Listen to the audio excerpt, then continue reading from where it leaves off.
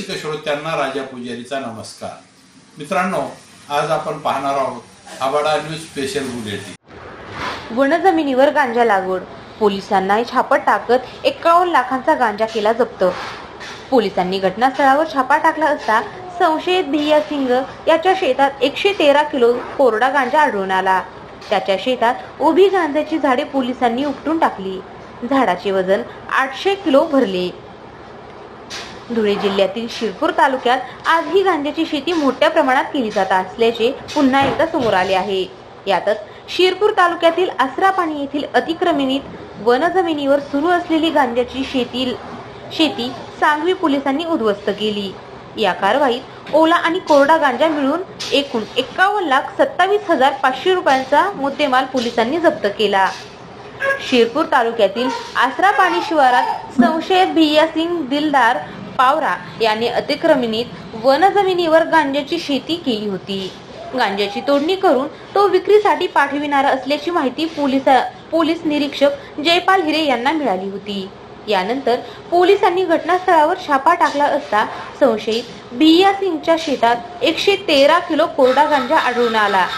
त्याच्या शेतात उभी गांजाची झाडे पोलिसांनी उपटून टाकली. झाडांचे वजन 800 किलो भरले. तर आसरापाणी शिवारापासून 5 किलोमीटरवरील हाडाखेड शिवारात दशरथ रिशा पावरा राहणार हाडाखेड याने देखील अतिक्रमित वन जमिनीत गांजाची लागवड केल्याचे आढळून आले. तेथील कार्यवाहीत 1,200 किलो गांजाची झाडे जप्त करण्यात आली. जप्त मुद्देमाल सांगवी पोलीस ठाण्यात नेण्यात आला. मात्र कारवाईचा सुगावा लागल्यानंतर संशयित फरार झाले. त्याविरोधात सांगवी पोलिसांनी गुन्हा दाखल केला आहे.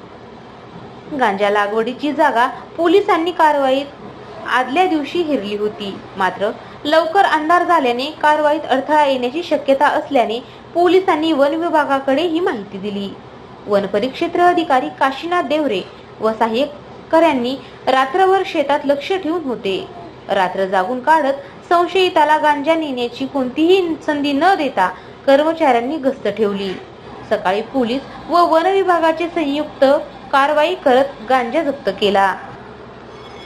या कारवाईबाबत पोलीस निरीक्षक जयपाल हिरे यांनी माहिती देताना सांगितले की काल दिनांक 14/2/25 रोजी आम्हाला गोपनीय माहिती मिळाली होती की आसरापाणी शिवारातील भिया सिंग दिलदार पावरा याने तो कसत असलेल्या जमिनीमध्ये गांजाची लागवड केलेली आहे आणि तो काही प्रमाणात सुकलेला गांजा त्या ठिकाणी झाडावरून काढत आहे.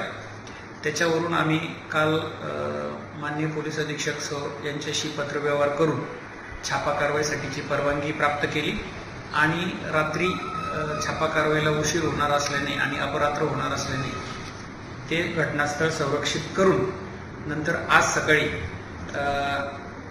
आमच्यासोबत वन विभागाचे अधिकारी आणि स्टाफ यांना सुद्धा घेतलं आणि आसरापाणी शिवारामध्ये त्या ठिकाणी छापा कारवाई केली असता तेथे साधारण 11,27,500 रुपये किमतीचा 112 किलो सुका गांजा आणि